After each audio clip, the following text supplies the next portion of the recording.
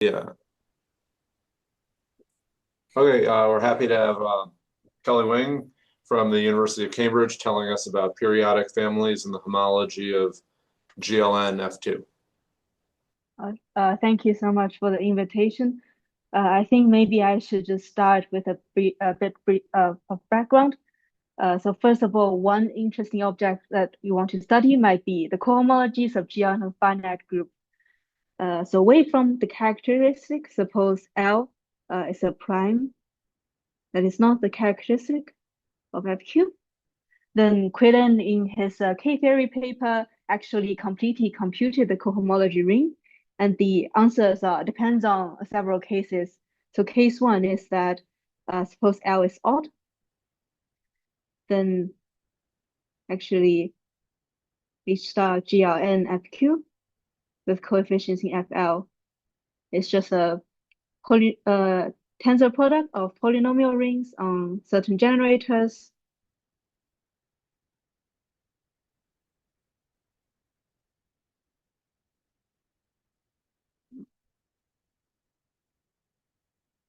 Tensored with an exterior algebra in some generators.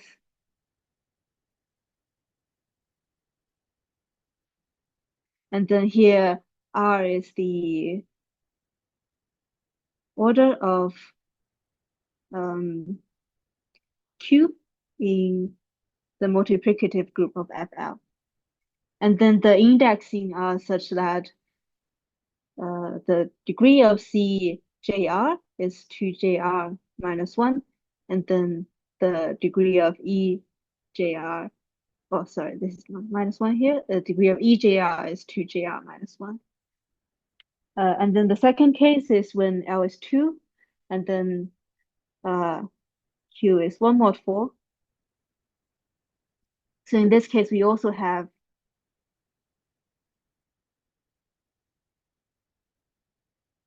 a polynomial ring tensor with its exterior, but the generators are sort of in slightly different degrees.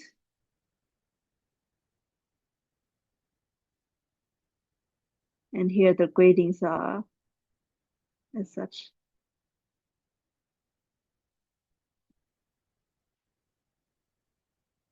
And then the final case is a slightly strange case. It's when L is 2 and then Q is 3 mod 4. And here the description is a bit complicated, so we don't talk about it here. All this won't really matter for the rest of the talk, but the point is just that if you take the coefficient away from the characteristic, somehow everything is relatively computable. And the interesting things happens is the question of what happens at the characteristic. So one answer is, Quillen in the same paper showed that stably the answer is 0. So if I write GLFQ to be the union of all the GLNs, then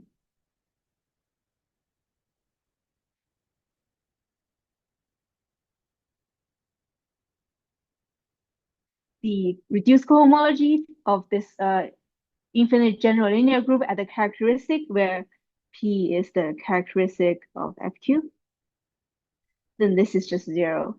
So stably, it's 0. But by some pretty elementary group cohomology,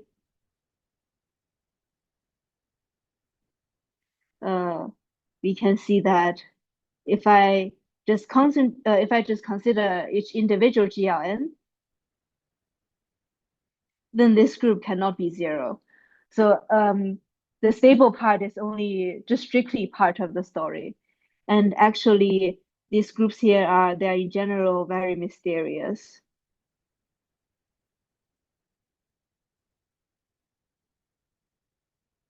And not much is known about them. So maybe we should say a bit about what are known. So the case where n equals 2, the computation is pretty classical, and then you get the cohomology of GL2 FQ with coefficients in FP. This is just, you can describe it as follows. First, you consider the cohomology of FQ as an additive group with coefficients in FP. So this is just a cohomology of elementary abelian P groups, which is pretty easy. And then it has an action of FQ star on it, and then you take the invariant subspace of it. And another recent result is by Latin and Spring. I hope I pronounced the name sort of roughly okay. So if you have conditions here, then they constructed non-zero classes in, I need to look at my notes for the number. It's r times 2 to the pi minus 2 to the pi minus 1 minus 1.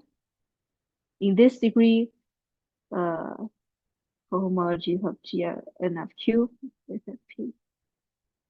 So in particular, we now know those classes are non-zero. They in fact prove a bit more, but we won't say it here.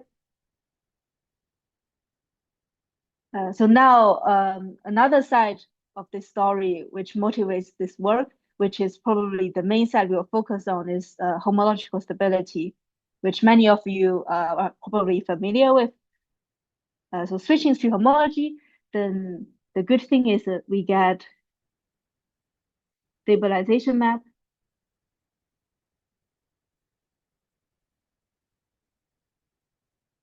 We try to note by sigma star from the homology of GL n minus 1 F cubed, coefficients Fp, to the homology of GLN F cubed of coefficients Fp. And this is induced by sending a matrix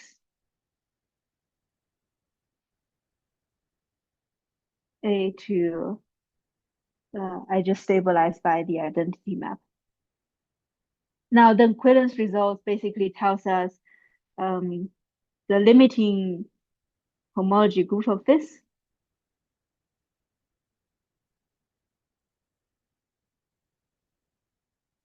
is 0. So in particular, if we can show sigma star is iso in a range, then we know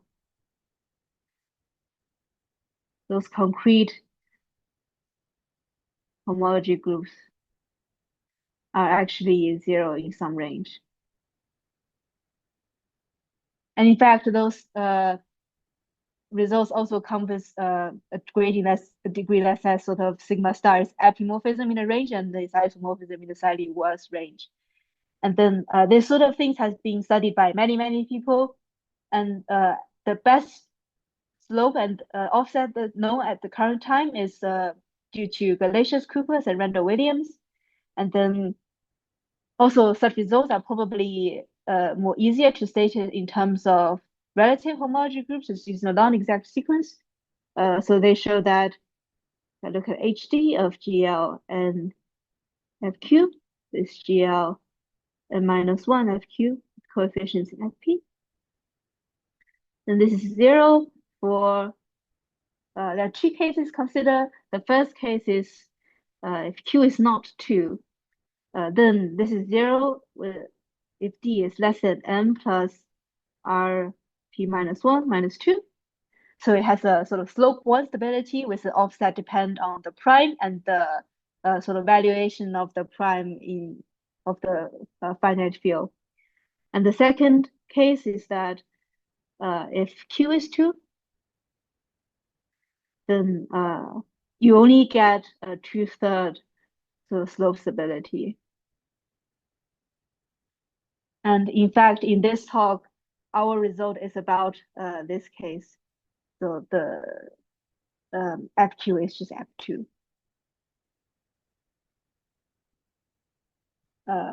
So what we show sort of contributes to both sides of the story.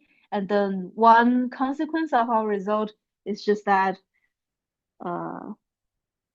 HD of GLN F2 relative to GLN minus 1 F2, coefficients in F2. This group is not zero for the following list of numbers of ND. For ND equals, again, have to look at my notes. I'll just write it down.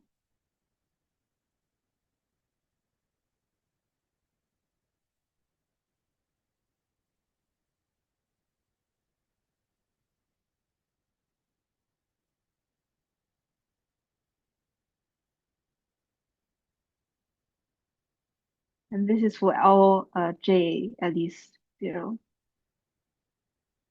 So in particular, we sort of found, so we show that those groups along the sort of two-thirds lines are all non-zero, and this shows that the slope two-third stability result that we just saw on the previous page is sharp. This maybe opens another question, which is a lot of stability results are known, but not much about their sharpness.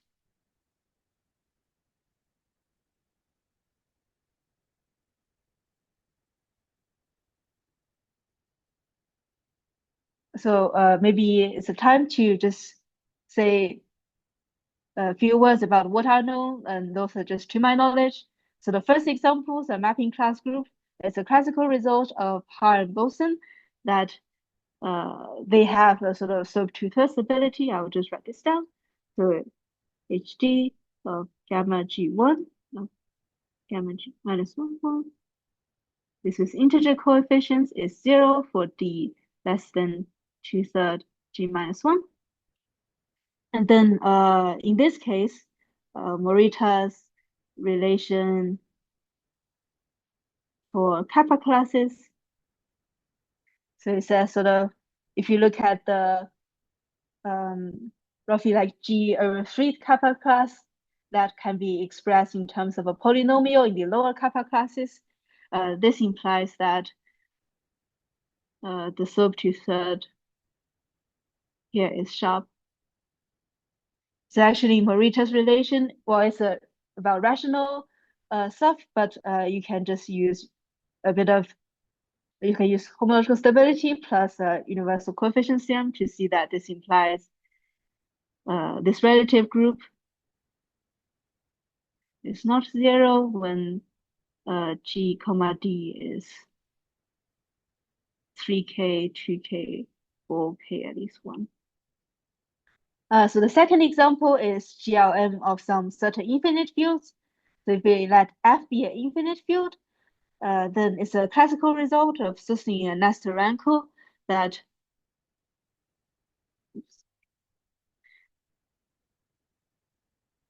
the relative homology groups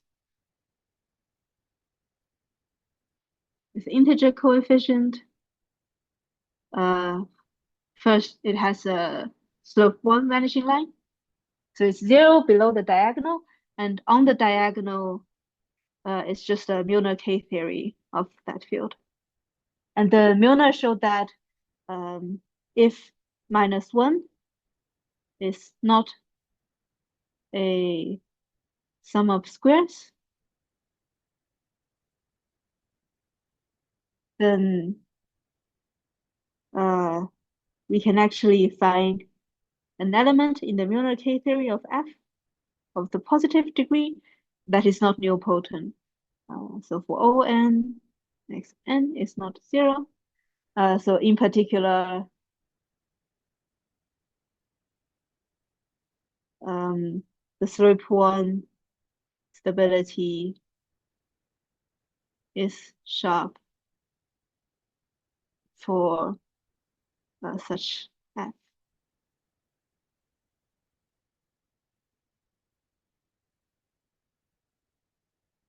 So maybe now we can say what we actually proved.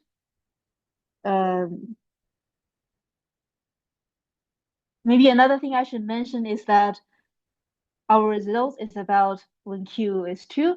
And then actually, I believe in the case for Q is not 2, that slope 1 stability is also not really known to be sharp or not. Right, but here's our result. So the actual statement is that there is this classes alpha 0, 0, alpha 0, 1, alpha 0, 2, gamma 0, 0, gamma 0, 1, gamma 0, 2 in HD of GL and F2 relative to GL n minus 1 F2 division F2. And then there the ds and n's are sort of illustrated in this picture. And also an endomorphism, phi star, which is basically the analogy of the classical secondary stabilization map that we all know, such that if I define alpha ij to be, I apply phi star I times to alpha 0j, and then gamma ij defined similarly, then they are all non-zero classes.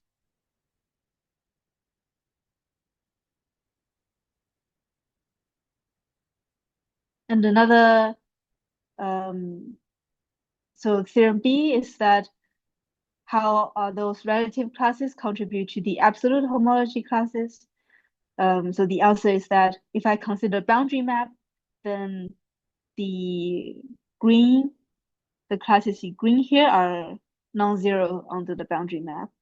So delta alpha I0, delta gamma I0, delta gamma I1.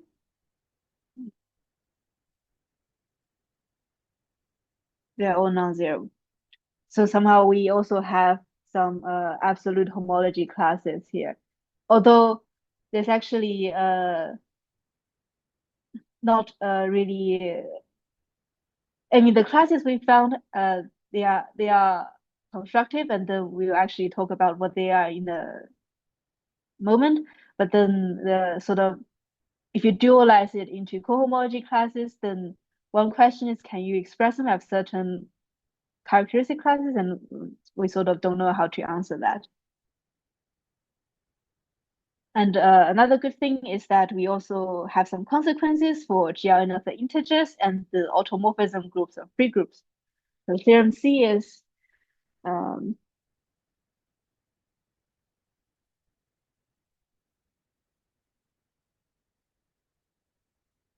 look at GLNZ with F2 coefficients.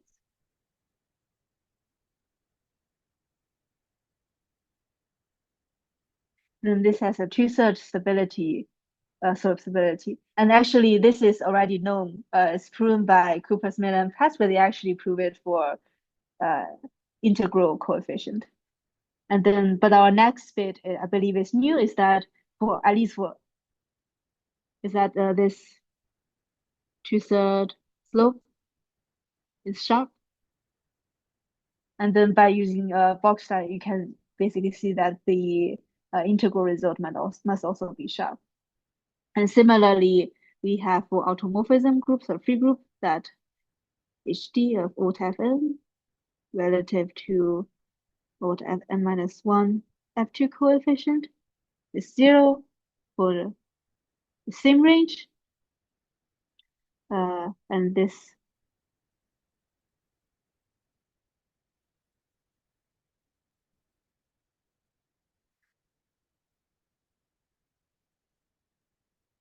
and I probably should say that to deduce this theorem C from theorem A,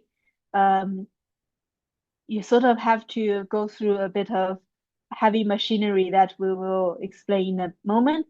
So in particular, the classes we found in GLNF2 doesn't really lift to GLNZ and OTAFN. So the main idea is that you use the sequence of map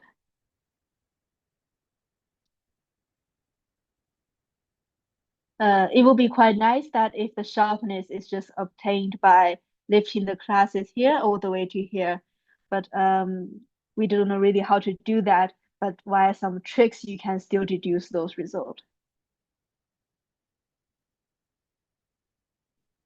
Right, and for the rest of the talk, we will just be saying some ideas about what going into these theorems. So first, maybe a bit of setup is it is quite useful to study homological stability using this viewpoint of E-infinity algebras. So if I take the chains on GL and F2 with F2 coefficient, then this assembles into an E-infinity algebra in F2 chain complexes. So this is my notation for F2 chain complexes. And then E-infinity algebras are, you can just basically think of them as commutative algebras.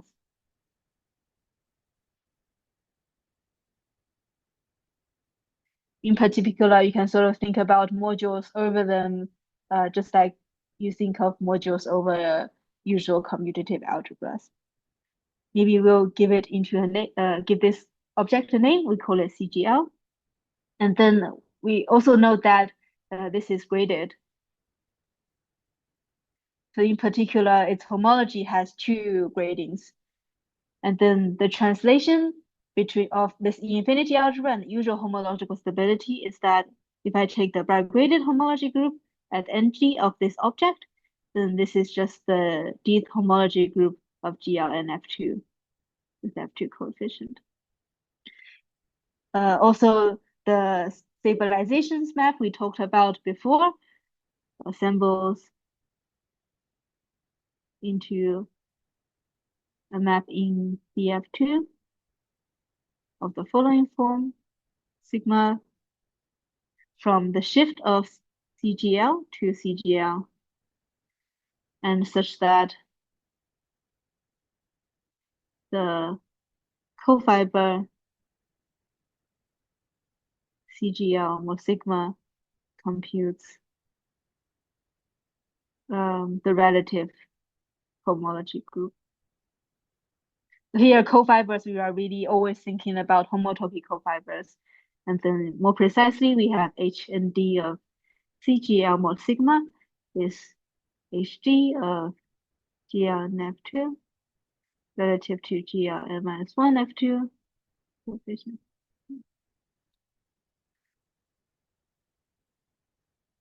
And to study this object, the first thing we know is that CGL is canonically augmented, meaning there's a map from CGL to the monoidal unit in DF2. This is just the, so one here is just the chain complex, which is F2 in grading 0 and 0 elsewhere. And then this is because the 0, homology group of CGL is just F2 generated by the unit.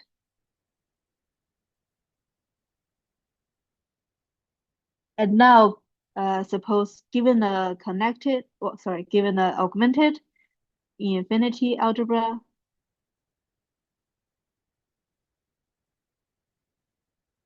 the definition is that we can form an object, which is the bar construction of R, and then this can be computed just by the base change via the augmentation map. And then this is the more like the realization of the simplicial diagram.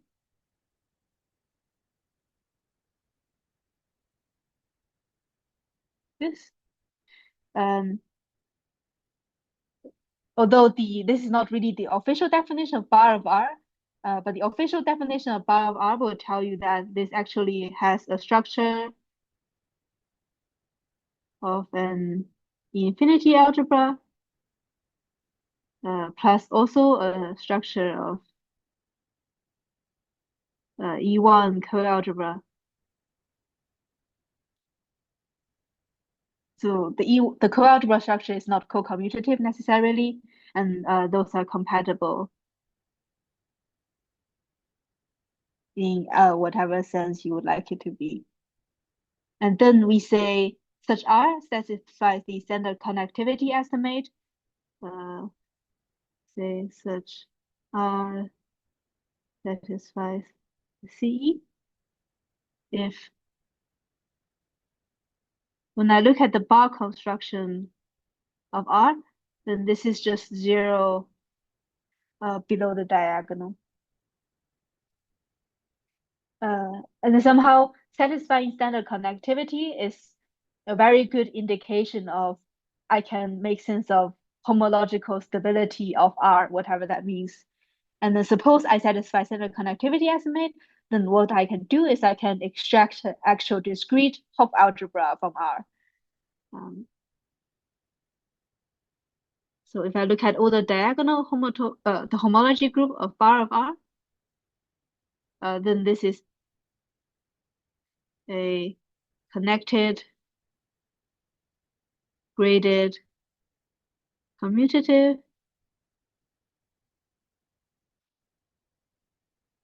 Hopf algebra over F2. I'll give it a name called delta R.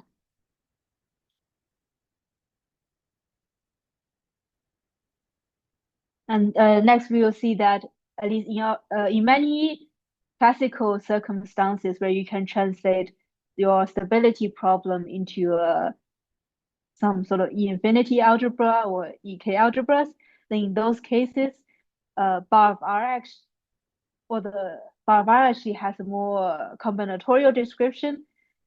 And so in our case, we of course have to show that CGL satisfies SCE.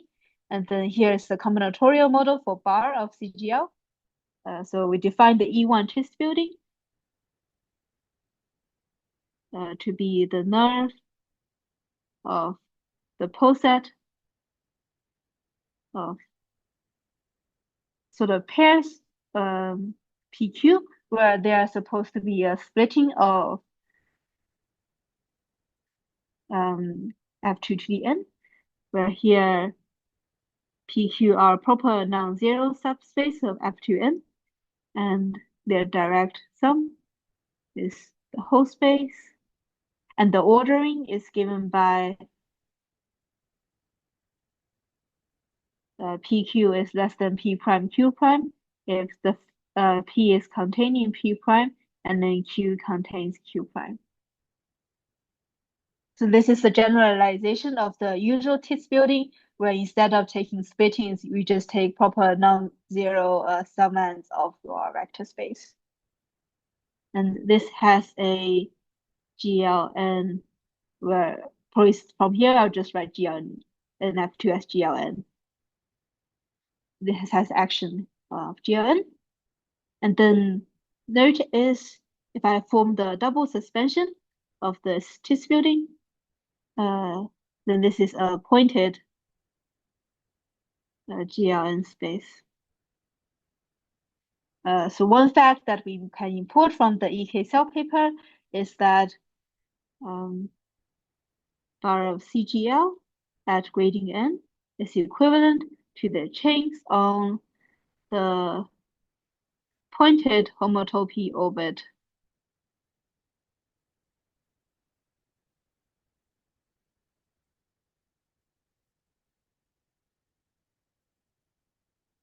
Of this double suspended split Tits building. And a theorem of Charnev is that here probably should say n is at least 2.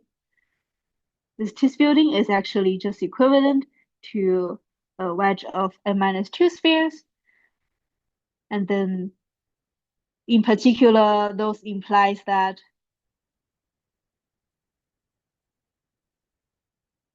CGL satisfies the standard connectivity estimate. And then we define the E1 Steinberg module to be the top reduced homology group of distributing two coefficients. So this is a F2 GLN module. And then this also gives a formula for the Hopf algebra of R. R should be CGL here at gradient n, which is just the co-invariant of GLN with respect to this E1 split Steinberg module. Although a remark here is that unlike the usual Steinberg, there's not a good algorithm to compute the sort of co-invariant of Steinberg module. So actually, using this formula to obtain information of the Hopf algebra is quite difficult, or and at least I don't know how to do that. So we actually computed delta CGLN for up to gradient 5 via some other method, namely by studying the group homology of GL and F2s in a sort of low degrees and low gradings.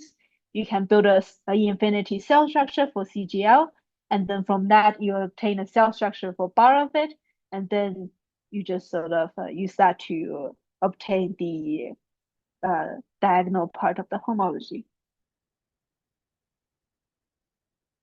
And also, if you have a like small E-infinity cell, whatever, if you have a E-infinity algebra with a small number of cells that approximates your thing, what do you get out of going to bar? Like, right.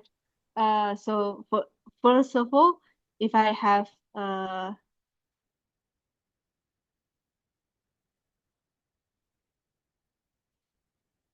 free E-infinity algebra, then bar of it is just E-infinity minus 1 of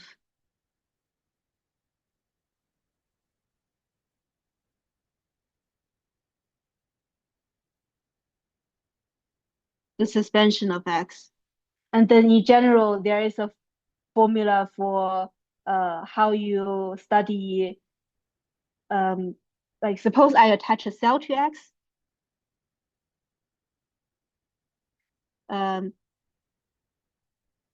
And then there's a sort of formula in some cases of how that affects you when you take bar of it.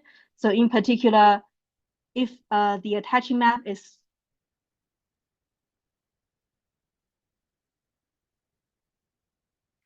say XYZ is sort of triply indecomposable in a non-trivial way, then actually when you take bar of it, it's just same as when you attach another cell trivially.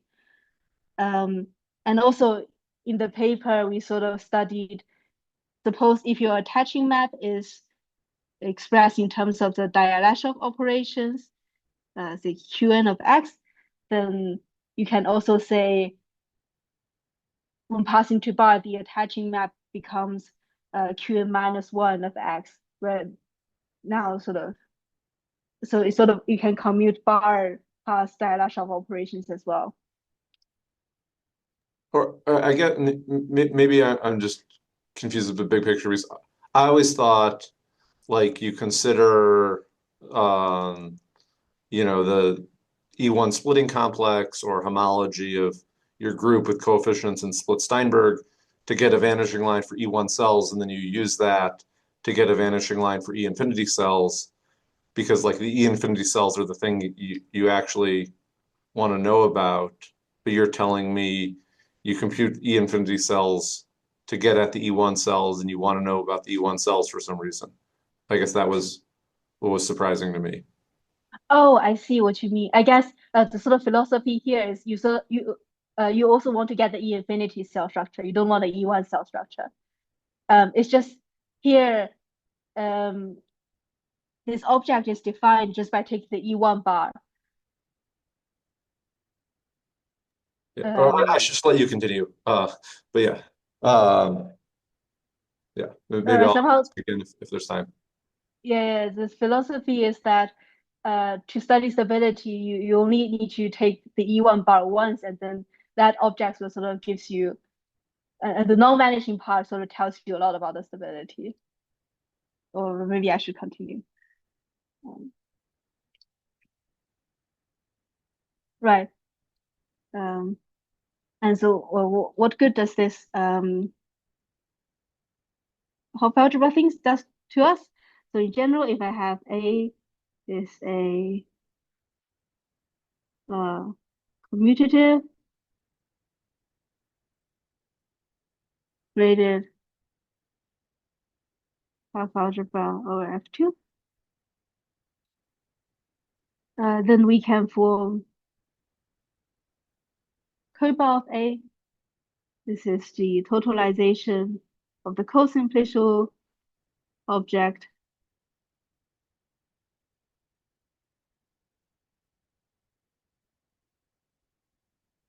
And then this gives us an E infinity algebra in F2 chain complexes.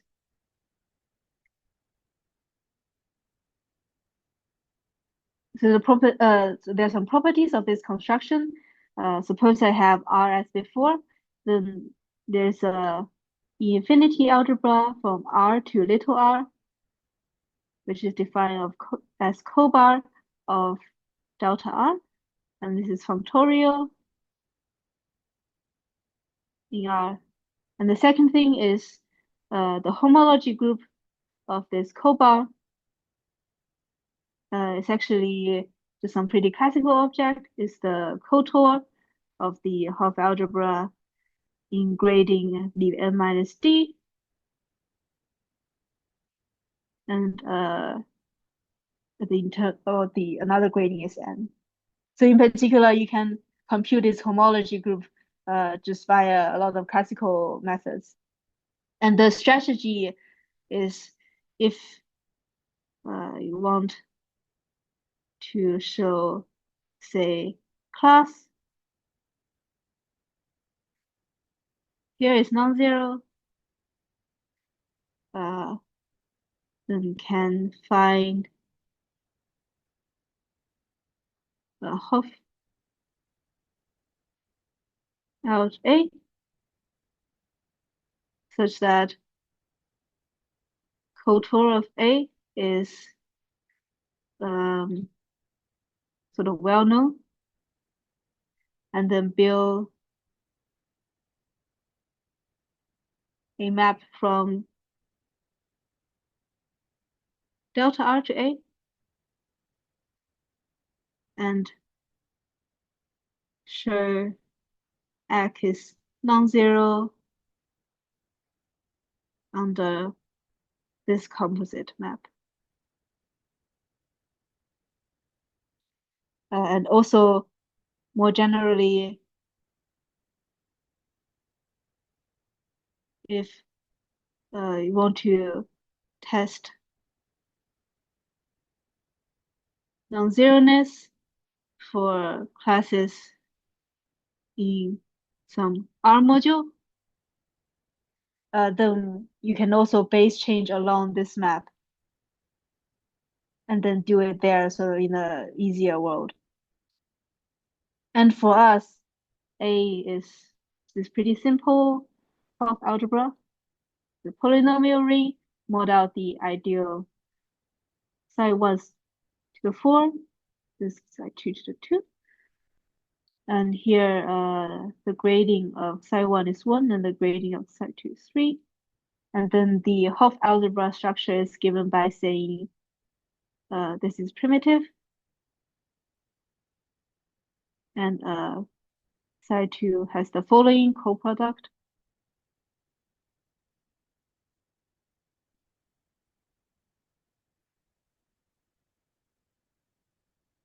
And then we let little a to be bar of A.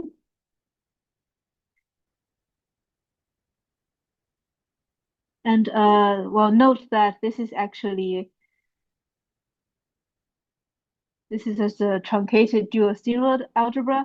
So this is the dual of the subalgebra generated by SQ1 and SQ2 inside the usual string-word algebra.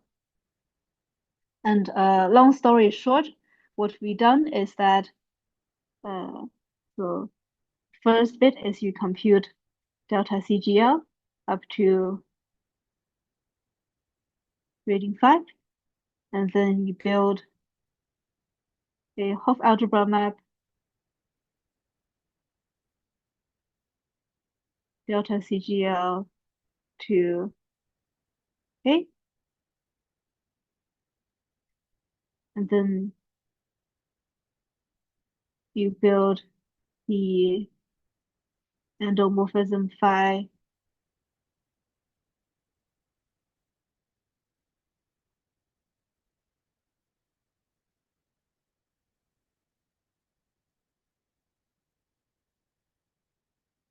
maybe here is not, let's not say this.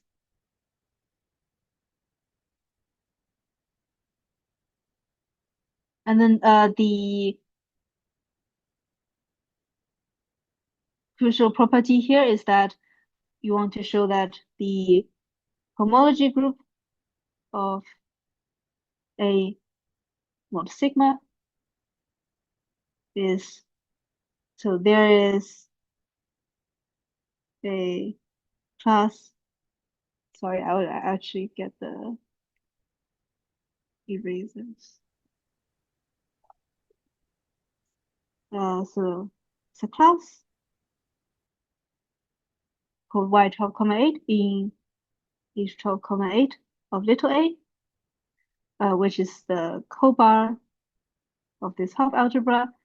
And somehow when you take the cofiber by the stabilization map here, then this is y12,8 periodic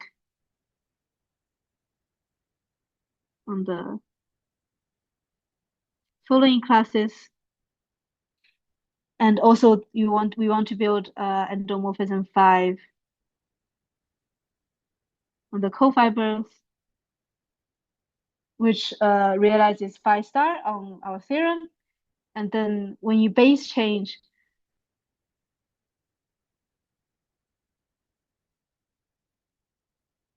to A mod sigma on the homology group, this is same as acting by y12,8. So next we'll say what are those classes here? So H11 is the image of Q1 sigma in little a, and then Z00 is the image of alpha 00 in A mod sigma, which is really just the image of the unit.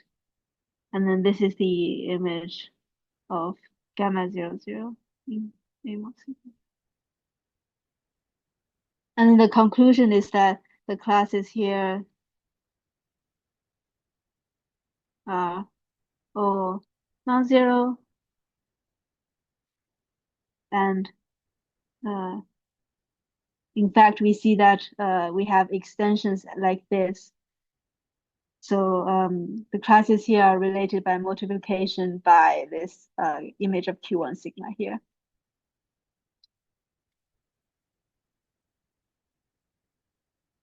Right. So to finish off theorem A, our remaining task is to build phi, and the second is to show that after you base change,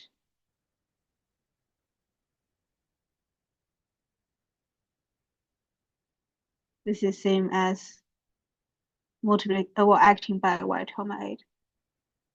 And actually, this part is quite easy because as we said, A is obtained by this very well-known Hopf algebra, and then you can just compute the entire homotopy group of A mod sigma, or the homology group of A mod sigma, and then by studying the non-exact sequence, you show that there can actually be two homotopy classes of this map of this degree, and then you just have to show that this base chain is not zero, and then that is not so hard. So the main problem is how to build this endomorphism here, and we'll just say it very quickly. The first step is to specify a class in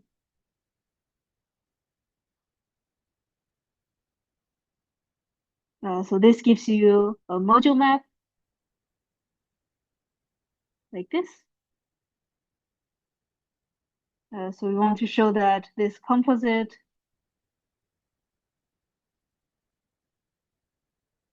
with this stabilization map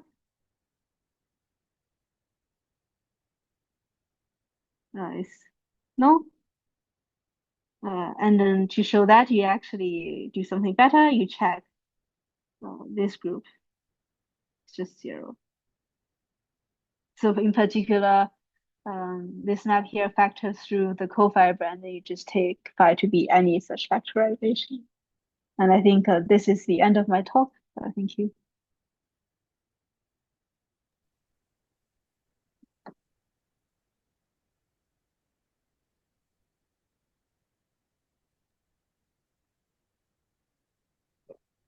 Are there questions?